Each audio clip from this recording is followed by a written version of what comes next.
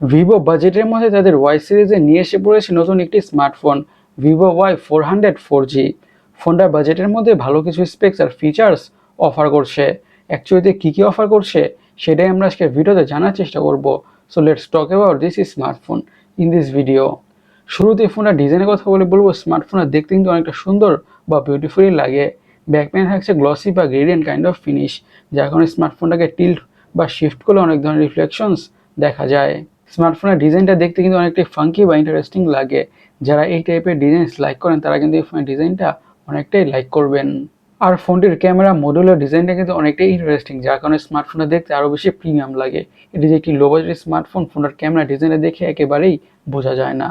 এখন ফোনটা ডিসপ্লেটাকে নিয়ে কথা বলা যাক। ডিসপ্লেটা হচ্ছে 6.7 ইঞ্চের full HD plus AMOLED display with 120 Hz refresh rate. আরও থাকছে 1800 নিটসের পিক বা ম্যাক্স ব্রাইটনেস। আর এই ডিসপ্লেতে আরও থাকছে DCI P3 কালার গ্যামট। এই প্যানেলটা ফুল এইচডি প্লাস আর অ্যামোলেড হওয়ার কারণে যে কোনো ধরনের কন্টেন্ট, ইউটিউব ভিডিওস, মুভিজ বা সিরিজ এনিথিং দেখে অনেকটা ভালোভাবে এনজয় করা যাবে। আর 120 Hz রিফ্রেশ রেট থাকার কারণে স্ক্রোলিং করে, ব্রাউজিং করে বা গেমিং করে স্মুথনেসের ফিল তো পাওয়া যাবেই।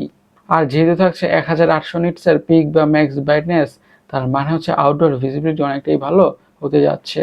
একটি লো বাজেট স্মার্টফোনের ডিসপ্লে থেকে যেমন ধরনের কোয়ালিটি এক্সপেক্টেড, ফোনেতে এক্স্যাক্টলি তেমন ধরনের কোয়ালিটি পাওয়া যাবে। এখন ফোনের হার্ট অথবা চিপসেট নিয়ে কথা বলা যাক। ইউজ করা হয়েছে স্ন্যাপড্রাগন 685। এটি লো বাজেটের মধ্যে ট্রাইড অ্যান্ড টেস্টেড একটি গুড পারফর্মিং প্রসেসর। হাই লেভেলের গেমগুলোকে লো টু মিডিয়াম সেটিংসে অনেকটা ভালোভাবে খেলা যাবে অথবা রান করা যাবে কোনো ধরনের ইস্যুস ছাড়াই।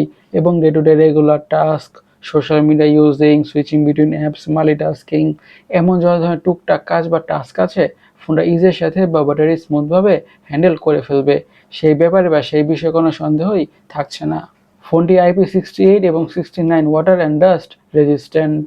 ফোনটির র্যাম এবং স্টোরেজ ভেরিয়েন্টসের কথা বলে থাকছে 6GB RAM, 128GB storage, 6GB RAM, 256GB storage. এখন ফোনটার অপটিক্স বা ক্যামেরা নিয়ে কথা বলা যাক। ইউজ করা হয়েছে ডুয়াল ক্যামেরা বা ডুয়াল ক্যামেরার মধ্যে কাজের সেন্সর হচ্ছে একটি। থাকছে 50 মেগাপিক্সেলের প্রাইমারি সেন্সর। আর এই প্রাইমারি সেন্সরটা হচ্ছে সনির সেন্সর, সনি IMX852। আর সেকেন্ডারি ক্যামেরা হচ্ছে একটা 2 মেগাপিক্সেলের ইউজলেস ডেপথ সেন্সিং সেন্সর। আর ফ্রন্টে ইউজ করা হয়েছে 8 মেগাপিক্সেলের সেলফি ক্যামেরা। এই স্মার্টফোনটাতে সনির সেন্সর ইউজ করার ফলে খুবই ভালো কোয়ালিটির পিকচার্স আর ভিডিওস পাওয়া যাবে। দ্যাটস ফর শিওর বা অবভিয়াস। একটি লো বাজেট স্মার্টফোন থেকে এর থেকে বেটার কোয়ালিটির পিকচার কোয়ালিটি আর ভিডিও কোয়ালিটি তো আশাই করা যায় না, রাইট? এখন ফোনটার ব্যাটারি নিয়ে কথা বলা যাক। পুরো ফোনটাকে পাওয়ার করছে 6000 mAh এর ব্যাটারি উইথ 44 ওয়াটের ফাস্ট চার্জিংয়ের সাপোর্ট। এই 6000 mAh এর ব্যাটারি থেকে ফোনটাকে মিডিয়ামভাবে ইউজ করলে খুব ইজিলি 2 থেকে আড়াই দিনের ব্যাটারি ব্যাকআপ তো পাওয়া যাবেই। আর সাথে থাকছে 44 ওয়াটের ফাস্ট চার্জিংয়ের সাপোর্ট। এই 44 ওয়াটের ফাস্ট চার্জার দিয়ে ফোনটা ঠিকঠাক দ্রুতভাবে ফুল চার্জ হয়ে যাবে। গাইস, আপনাদের কাছে স্মার্টফোনটা কেমন লেগেছে অবশ্যই আমাদের কমেন্ট সেকশনে কমেন্ট করে জানাবেন। আর আমাদের আজকে ভিডিওটি এই পর্যন্তই। আমি সৈকত, সাইনিং আউট।